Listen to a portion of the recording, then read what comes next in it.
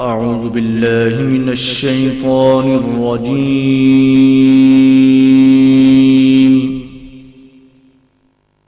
بسم الله الرحمن الرحيم.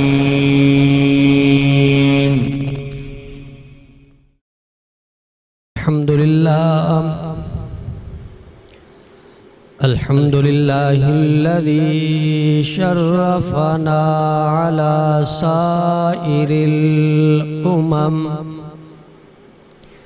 برسالة من اختصه من بين الأنام بجوامع الكلم وجواهر الحكم، وصلى الله تعالى على خير خلقه محمد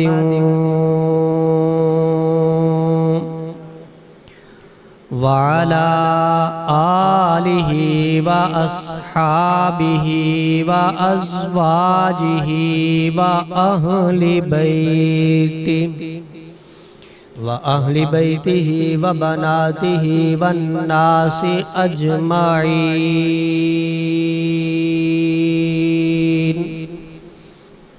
ما نطق اللسان بمدحه ونسخ القلم. أما بعد، أعوذ بالله من الشيطان الرجيم. بسم الله الرحمن الرحيم.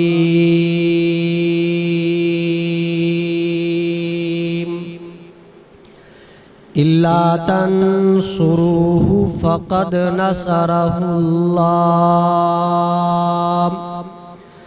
إذ أخرجه الذين كفروا ثاني اثنين إذ هما في الغار إذ يقول لصاحبه لا تحزن إن الله معنا.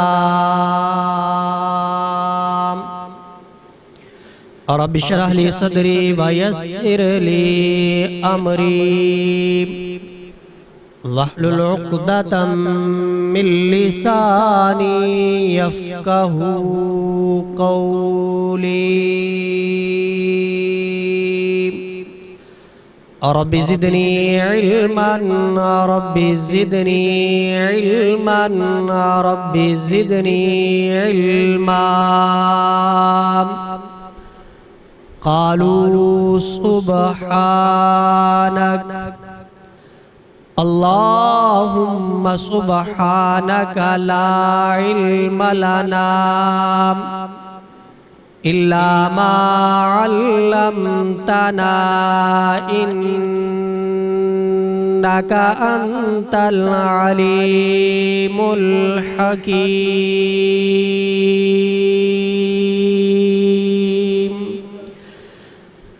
سبحان ربك رب العزة عما يصفون وسلام على المرسلين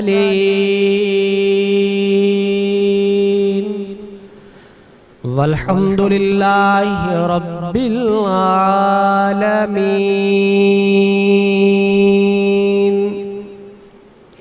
يا رب صل وسلم دائما أبدا على حبيبك خير الخلق كلهم.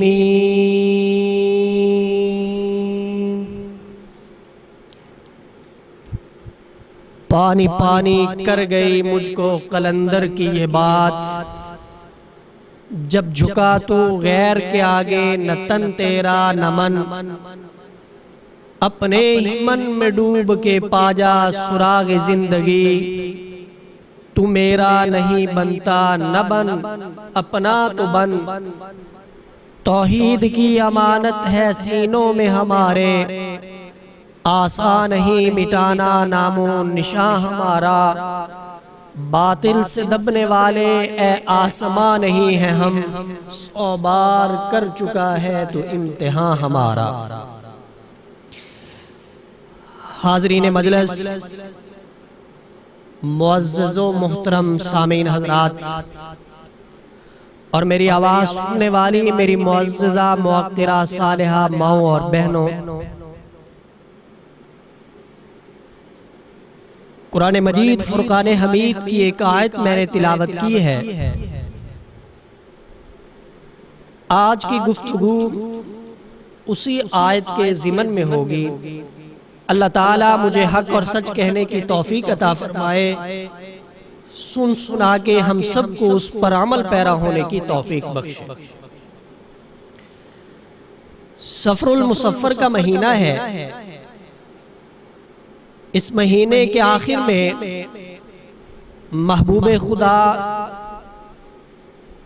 نبی اکرم جناب محمد الرسول اللہ صلی اللہ علیہ وسلم نے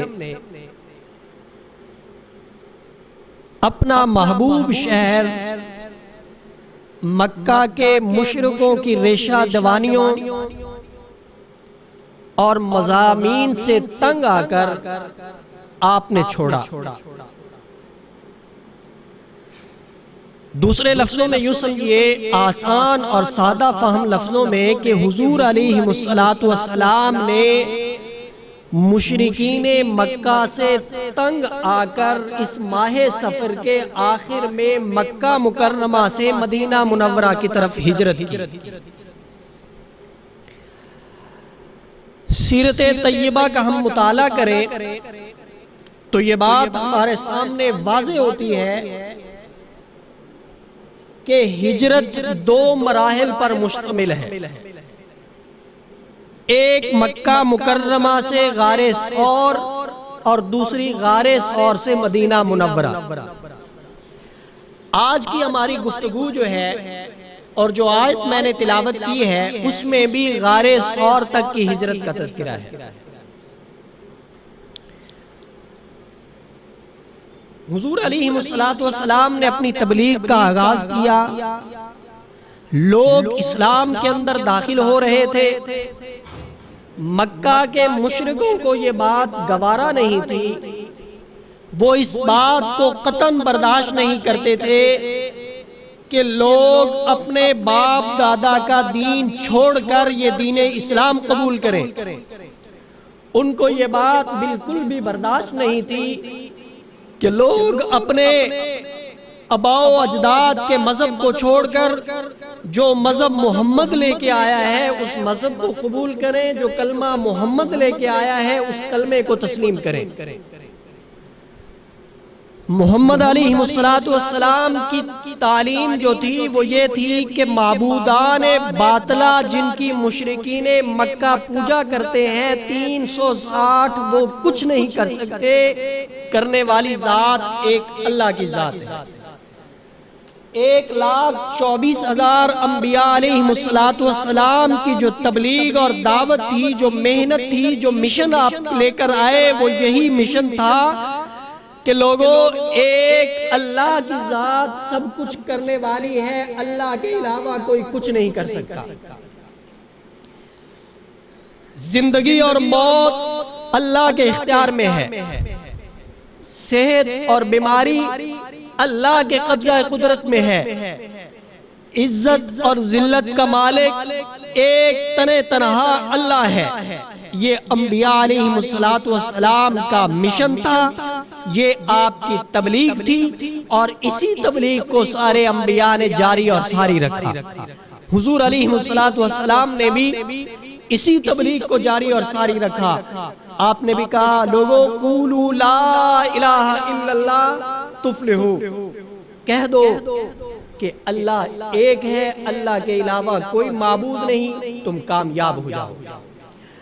مشرکین مکہ جو 360 بتوں کی پوجا کرتے تھے، 360 بتوں کو حاجت روا، مشکل کشا، داتا و دستگیر مانتے تھے، جب ان کے سامنے حضور کا یہ پیغام آیا تو وہ بغاوت پہ اتر آئے۔ انہوں نے کہا کہ ہماری یہ سننے والے ہیں، یہ مشکلیں حل کرنے والے ہیں، یہ حاجت روا ہے، یہ داتا ہے، یہ مشکل کشا ہے، یہ رازق ہے۔ بتوں کے نام رکھے ہوئے تھے، ان سے مانگتے تھے اور انہی کو سب کچھ تسلیم کرتے تھے۔ حضور علیہ السلام نے جب اس بات کی نفی کی وہ مخالفت پہ اتر آئے۔ آخر کیا ہوا کہ دار الندوہ ایک جگہ تھی، بیٹھک جسے کہا جاتا ہے، اس جگہ میں یہ مکہ کے مشرک سردار اکٹھے ہوئے۔ عتبہ بھی تھا، شیبہ بھی اس میں تھا، ابو جہل بھی تھا، حکیم بن حزام بھی تھا، نضر بن حارث بھی تھا۔ ان سب کے ساتھ ساتھ ابلیس شیطان ملعون وہ بھی مکے کے ایک سردار کی شکل اپنا کے اس مجلس میں موجود تھا۔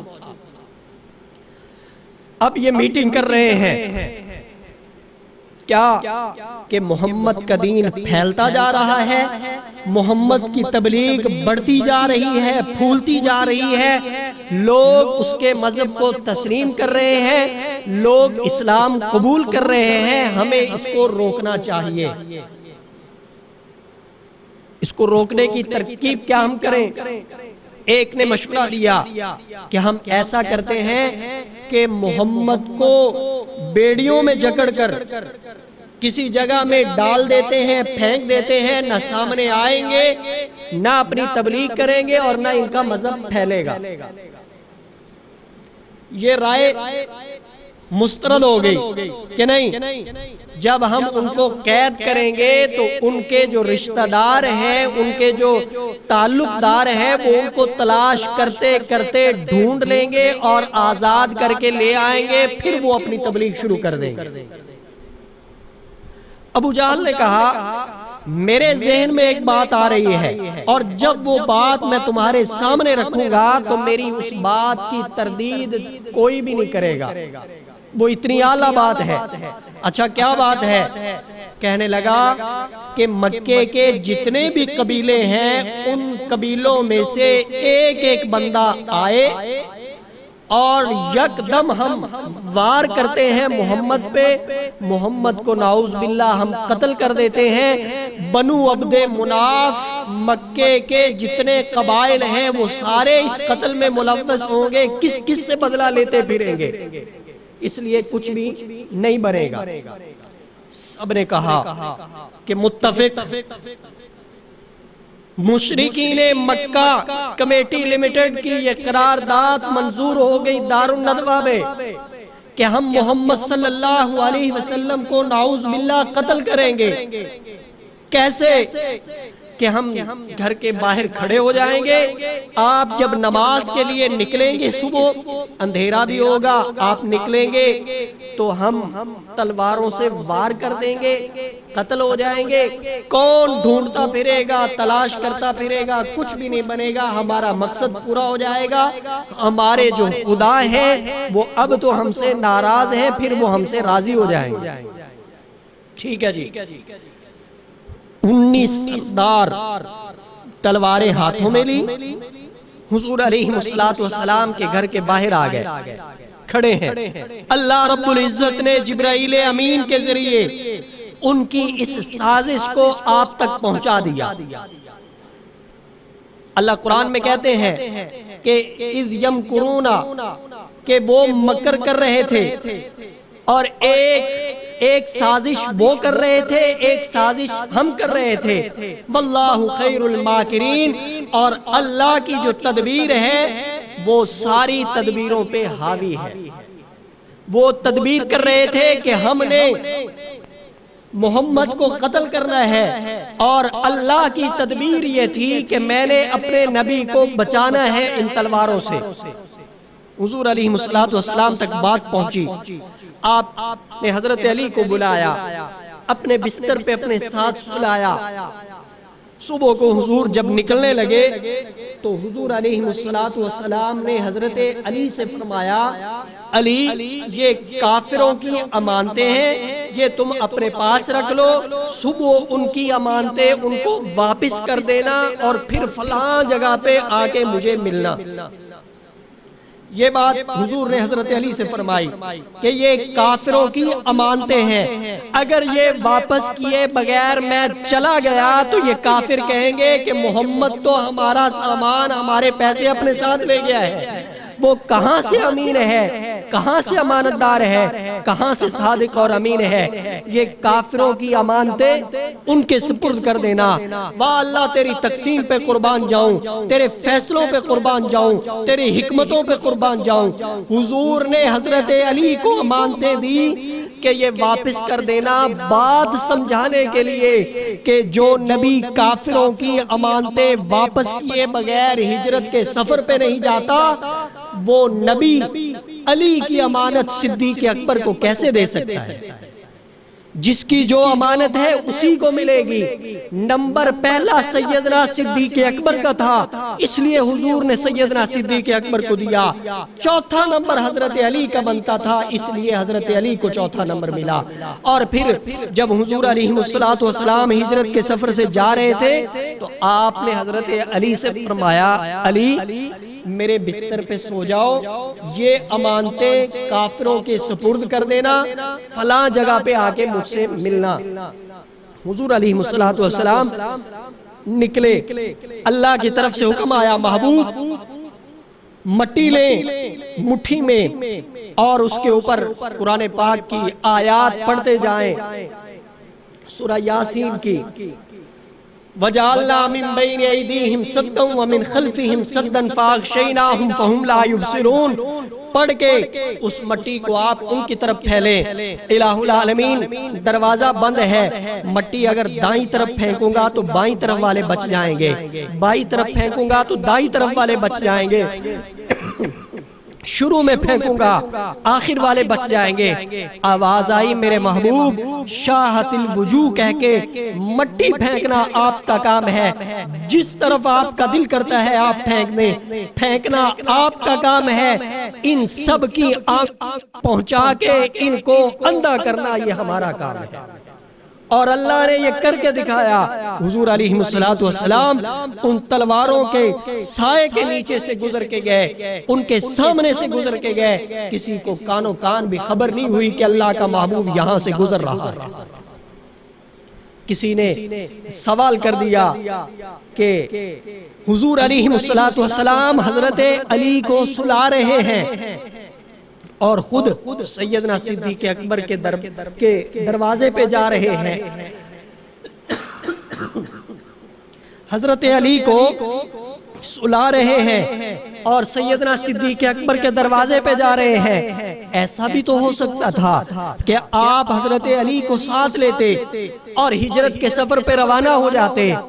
میرے اللہ نے ایک بات سمجھانی تھی، کیا کہ حضرت علی کو بستر پہ سلایا، سیدنا صدیق اکبر کے دروازے پہ گئے، سیدنا صدیق اکبر کو ساتھ لیا، ہجرت کے سفر پہ روانہ ہوئے۔ اللہ جانتا تھا کہ ایک وقت ایسا آنے والا ہے کہ لوگ علی المرتضیٰ کو مشکل کشا کہیں گے، اور مشکل کشا کسی بندے کو کہنا یہ رب کی صفت اس کے اندر پیدا کرنا ہے۔ مشکل کشا صرف ذات ہے تو ایک اللہ کی ذات ہے،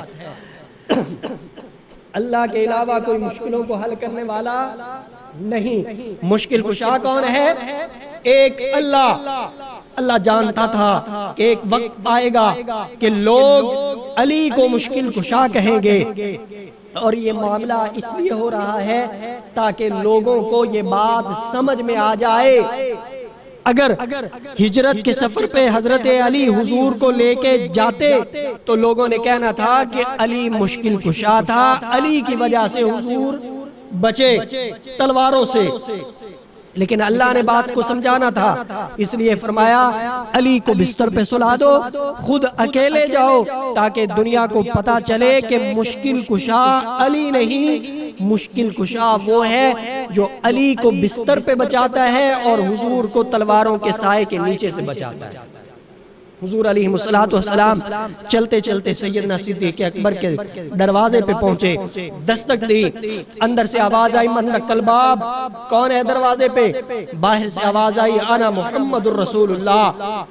سیدنا صدیق اکبر رضی اللہ تعالیٰ عنہ دوڑے، دروازہ کھولا، اور زبان سے جملہ بولا، فدا کا ابی و امی یا رسول اللہ، آپ پر میرے ماں باپ قربان ہو جائیں، یا رسول اللہ آپ میرے دروازے پہ چل کے آئے، مجھے حکم کر دیا ہوتا میں سر کے بل چل کر آپ کی خدمت میں حاضر ہو جاتا۔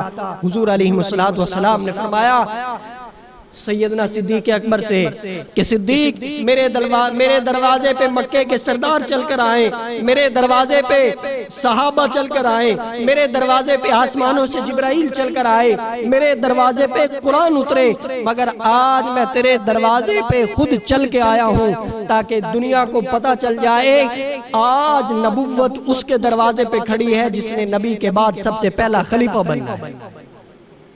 میرے محترم دوستو، حضور علیہ السلام آئے، سیدنا صدیق اکبر نے عرض کیا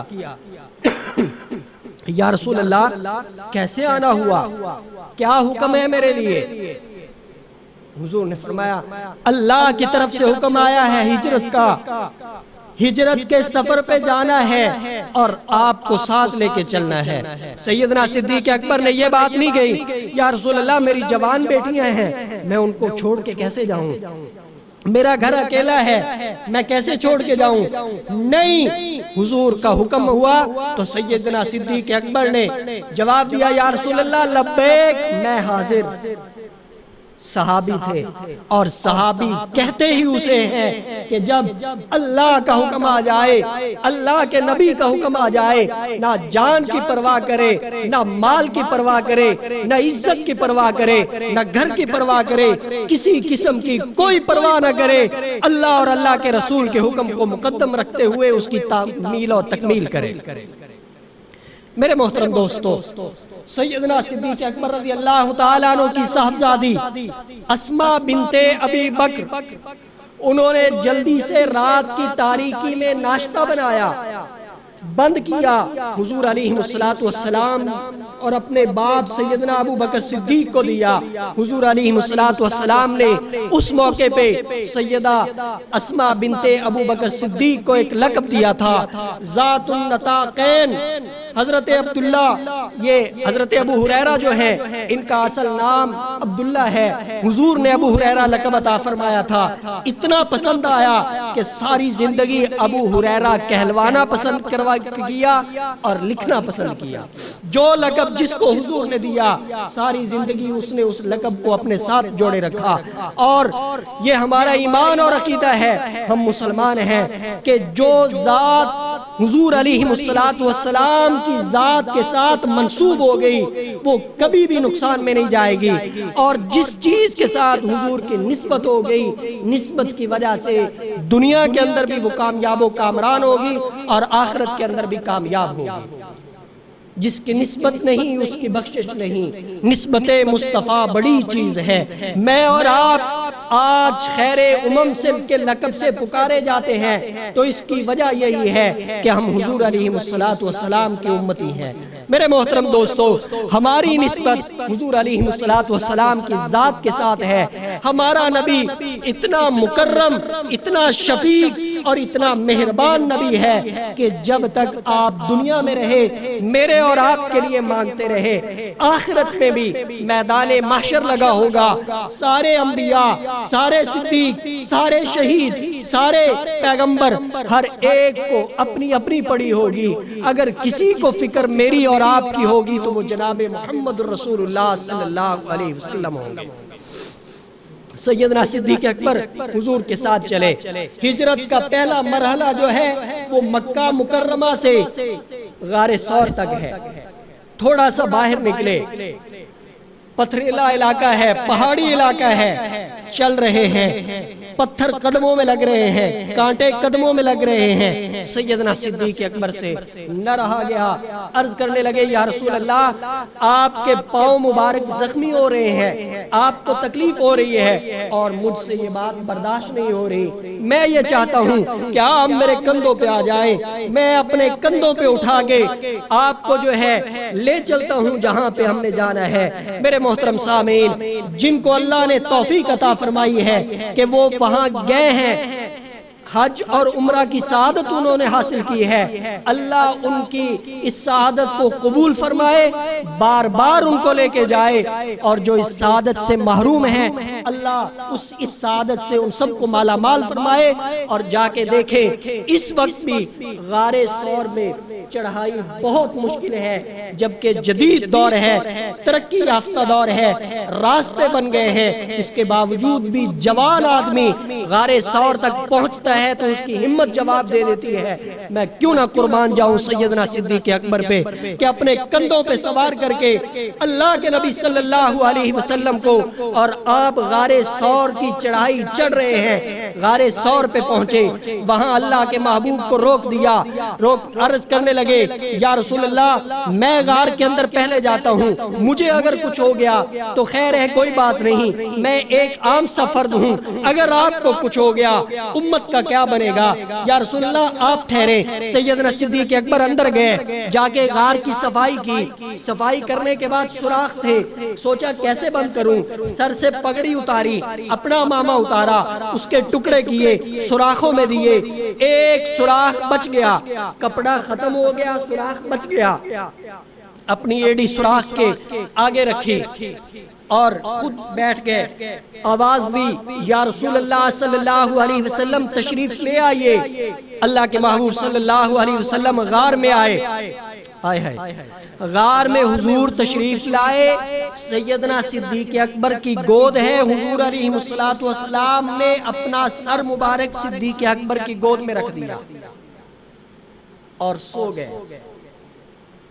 ادھر سے ایک سانپ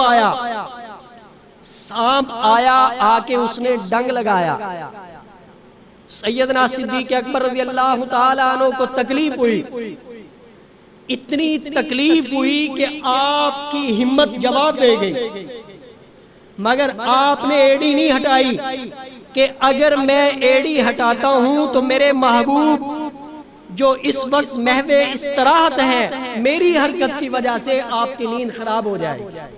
اللہ، یہ کون کر رہے ہیں؟ یہ سیدنا صدیق اکبر رضی اللہ تعالیٰ عنہ کر رہے ہیں، اور دوسری طرف آپ کی بیٹی سیدہ عائشہ صدیقہ رضی اللہ تعالیٰ عنہا، جب یہ تیمم کا حکم نازل ہوا تو اس کے پیچھے ایک واقعہ ہے، حضور علیہ السلام جب بھی سفر پہ جاتے تھے، ازواج مطہرات میں سے کسی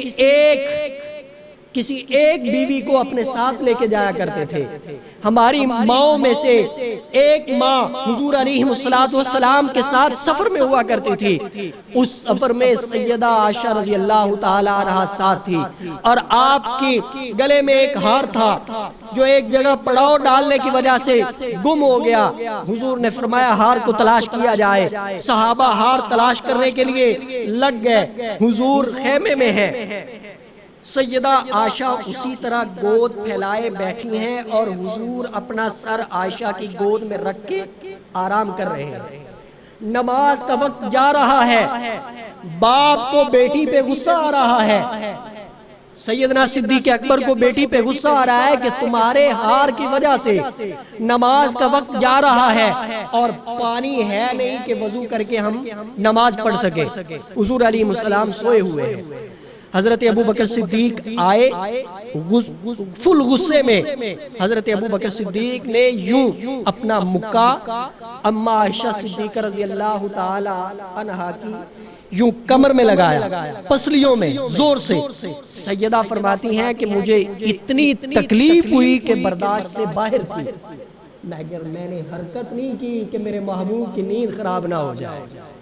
یہاں بیٹی یہ کر رہی ہے، وہاں باپ وہ کر رہا ہے، تو اللہ رب العزت نے اس قربانی کی وجہ سے حضور علیہ السلام بیدار ہوئے، حکم ہوا کہ چلو چلتے ہیں، اونٹ اٹھایا گیا تو اس کے نیچے ہار پڑا تھا۔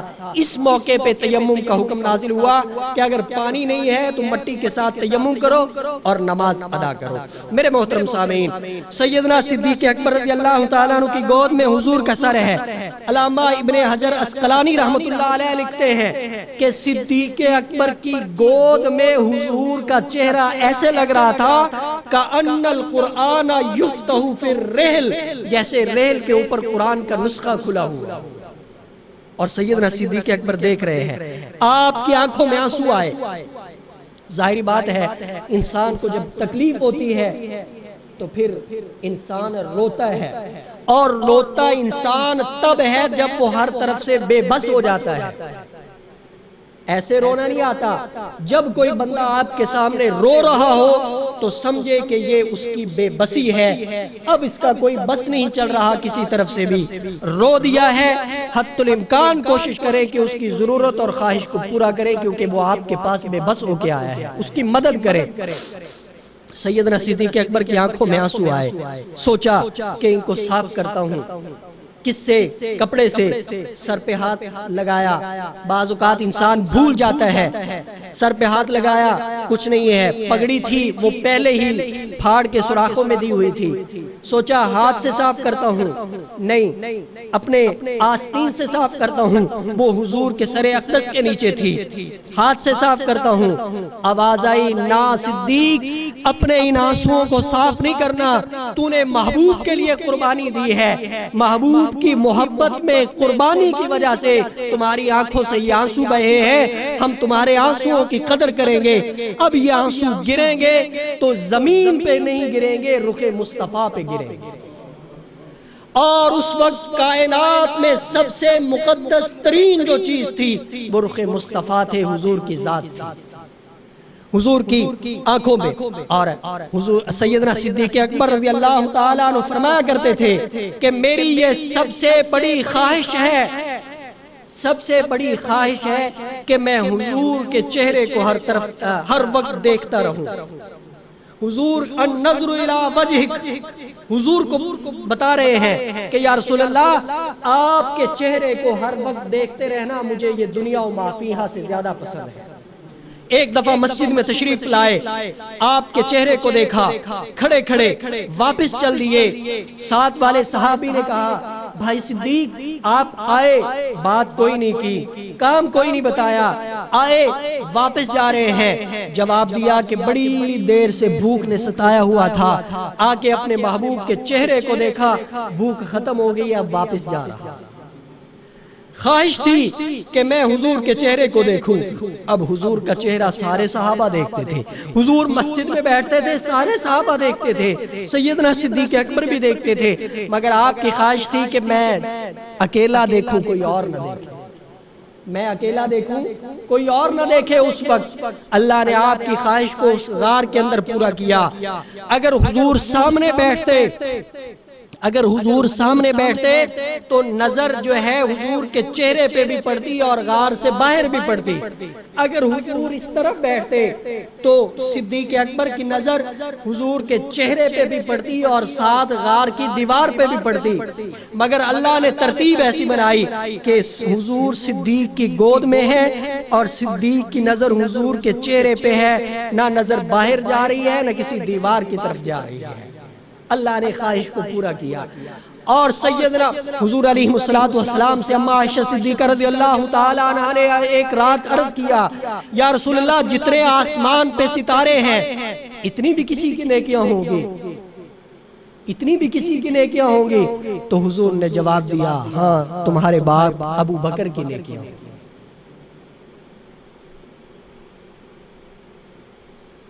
حضور علیہ السلام بڑی محبت کیا کرتے تھے اپنی زوجہ حضرت عائشہ رضی اللہ تعالی اور ان کے باپ حضرت ابو بکر صدیق سے بھی، اور حضرت ابو بکر صدیق نے یہ فرمایا تھا وَإِن يَكُونَ بِنْتِي فِي بَيْتِكَ کہ یا رسول اللہ میری بیٹی کا آپ کی رفیقہ حیات بن کے رہنا یہ مجھے بہت پسند ہے، اور جب آپ کے دین کو ضرورت ہو، جب آپ کا حکم ہو، جب آپ کو مال کی ضرورت ہو، دین اسلام کو مال کی ضرورت ہو تو اپنا سب کچھ لا کے آپ کے قدموں میں رکھ دینا یہ مجھے دنیا و ما فیہا سے زیادہ پسند ہے۔ حضور نے چندے کی اپیل کی، صحابہ لے کے آئے، ہر صحابی اپنی اپنی حیثیت کے مطابق لے کے آیا، سیدنا عمر فاروق لے کے آئے جن کا مال سب سے زیادہ تھا، اور دل میں خواہش تھی کہ آج جب حضور سوال کریں گے کہ عمر کیا لے کے آئے ہو تو میں جواب دوں گا یا رسول اللہ آدھا مال لے کے آیا ہوں، آدھا چھوڑ کے آیا ہوں، اتنا لے کے آیا ہوں، تو میں آج ابو بکر سے بڑھ جاؤں گا۔ اللہ۔ حضور علیہ السلام نے پوچھا حضرت عمر سے، جواب دیا یا رسول اللہ آدھا گھر میں چھوڑ کے آیا ہوں، آدھا لے کے آیا ہوں۔ جب آئے سیدنا صدیق اکبر رضی اللہ تعالیٰ عنہ، گٹھری میں تھوڑا سا تھا، لا کے حضور کے سامنے رکھا تو حضور نے یہاں پہ سوال ہی بدل دیا۔ آپ نے یہ نہیں کہا کہ ابو بکر کیا لے کے آئے ہو، اگر یہ بات کہتے تو جواب یہ تھا یا رسول اللہ یہ لے کے آیا ہوں۔ حضور نے کہا ابو بکر کیا چھوڑ کے آئے ہو؟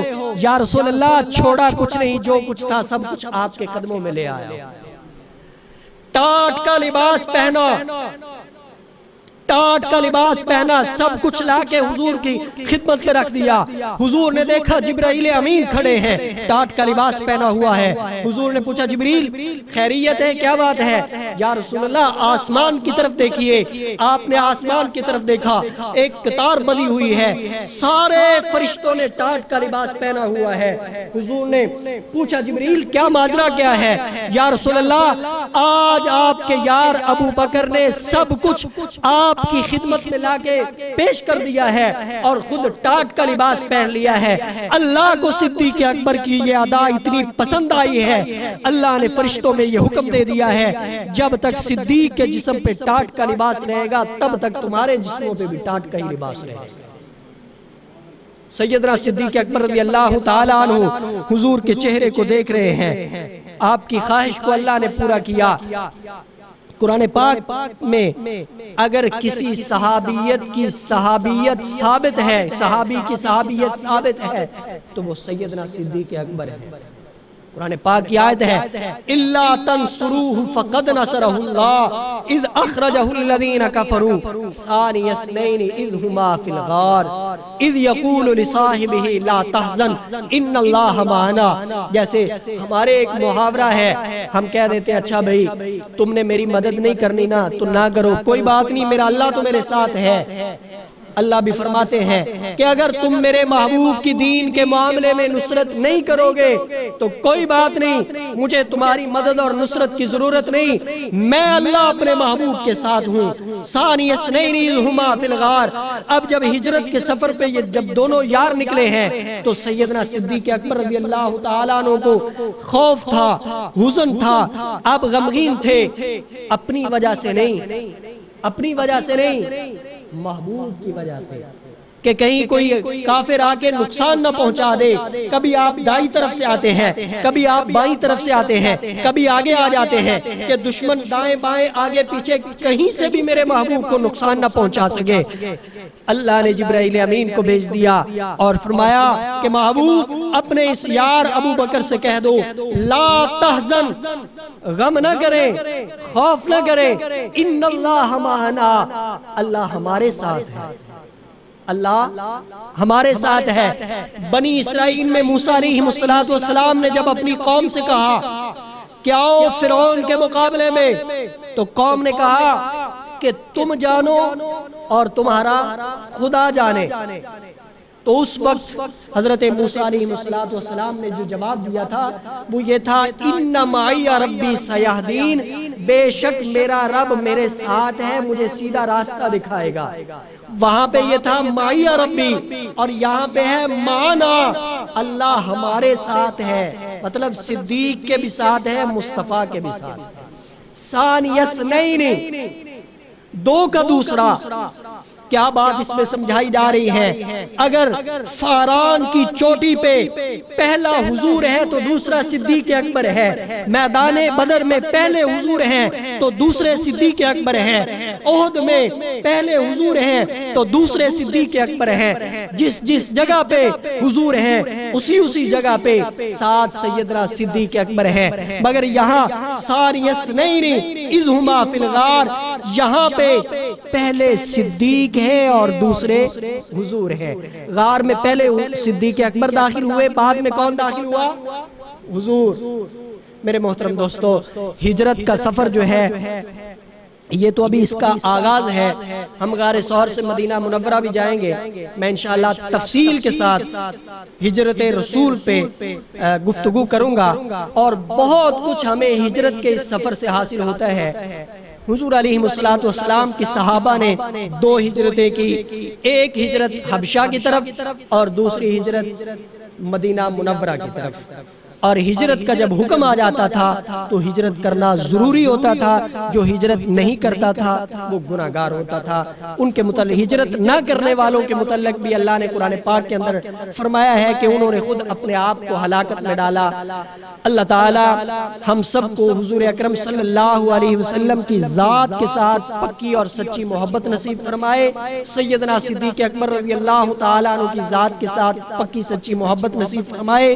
سیدنا صدیق اکبر وہ ہیں، چمکتا ہے کہاں افلاک پہ مہر مبیں ایسا، کہاں ہوگا خلافت کی انگوٹھی میں نگیں ایسا، خدا محفوظ رکھے چشم بد سے حسن صدیق کو، بڑی مشکل سے پایا ہے نبی نے جانشیں ایسا۔ اور اصحاب پاک مصطفیٰ کو حق نے کیا جگر دیا، کسی نے نصف دیا کسی نے ثلث لا کے دھر دیا، مگر قربان جاؤں میں عائشہ کے باپ پر، دیا تو اس قدر دیا خدا کے نام کے سوا جو کچھ تھا لا کے دھر دیا۔